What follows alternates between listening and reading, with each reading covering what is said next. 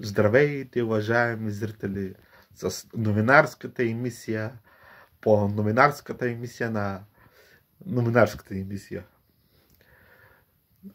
Тази нощ ще ви представя и ще ви покажа и ще ви разкажа една чудесна приказка.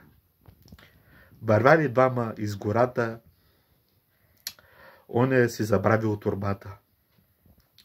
Тръгнали да берат малини, а по пътя срещнали много маслини. До мене една кукла заспала, която цяла нощ е висяла на бакенбала и яла много кашкавала. Тя е наред. Ако въобще нещо не е вред.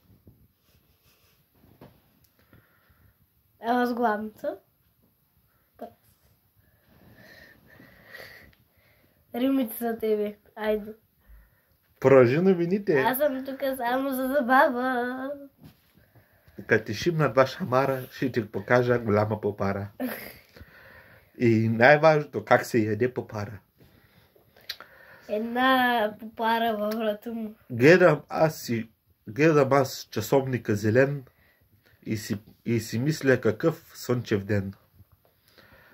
Гледам аз торбата и си мисля как да я запълня, но се оказах в бедата.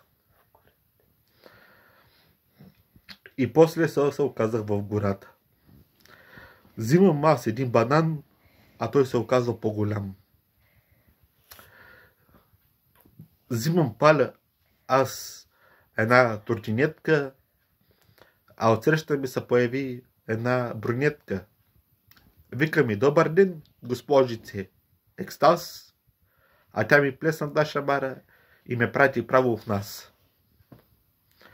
У нас се качих аз на комина и стоях там цяла година. Бърдясах и побелясах, но все съм си същия красавец.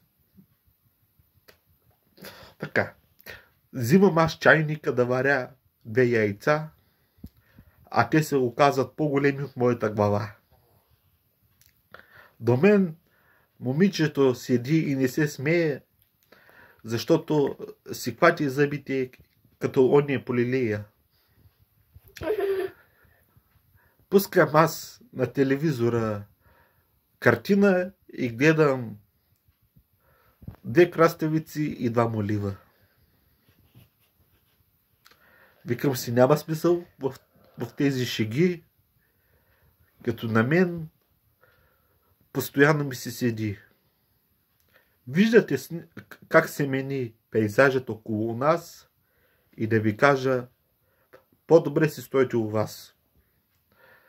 Взимам аз на касетката напиши Бай Иван, а то се оказва Не Бай Иван, а Бай Иван. не е Бай Иван, а Бай Иван. Чухте Бай Иван. колко е умна тази госпожица с нейната голяма ножица. Ще ме постригва тя мене косата и ще ми лепне два шамара с краката. Махни тези миризливи чорапи, че после цяла нощ пердето ми се аклати. От силния вятър ще ме издуха и ще се озова направо да бакука.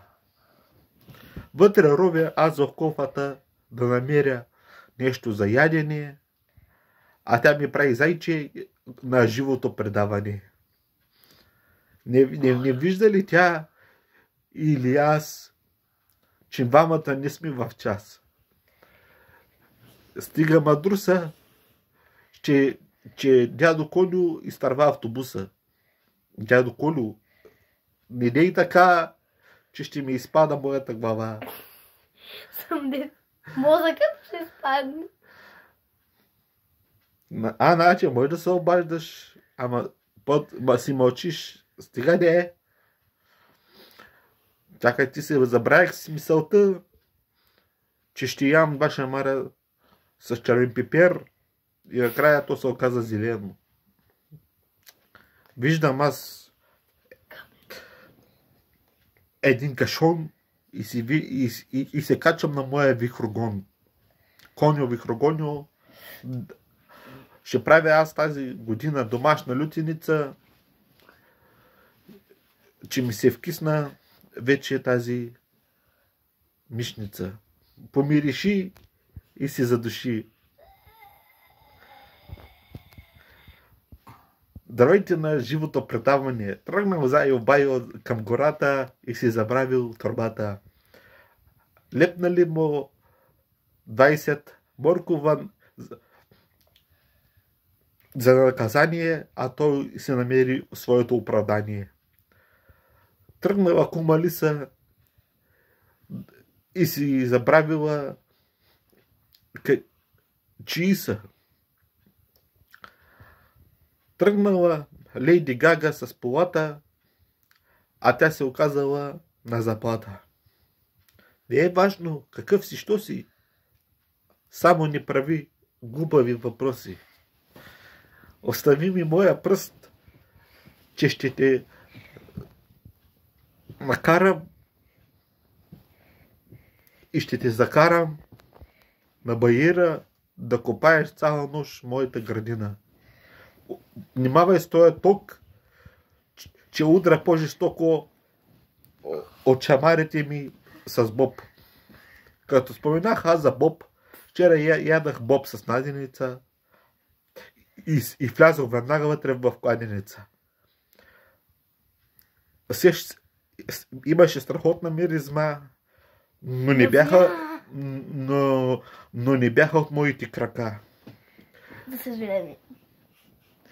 За съжаление, след видеото тази девойка ще й пише една хубава двойка. За лоша актьорско майсторство и за лоша роля тя ще копае и ще се моли за мотора. Качвам се аз в колата. Що стана оранжево? Защо стана оранжево небето, оранжево сърцето. Угошах с едното ухо и ще плесна два шамара през нейното врато. Виждам аз захар на масата и си викам, разсейваш ма така, не мога да измисля хубава рима от сега. Дами и господа, предаването свърши, както и да го погледнеш, отивам да си взема душ и започвам да си правя капуш. Капуш, това означава да си прави лютеницата. Радвам се, че... Не е свършил. Свърши. Не.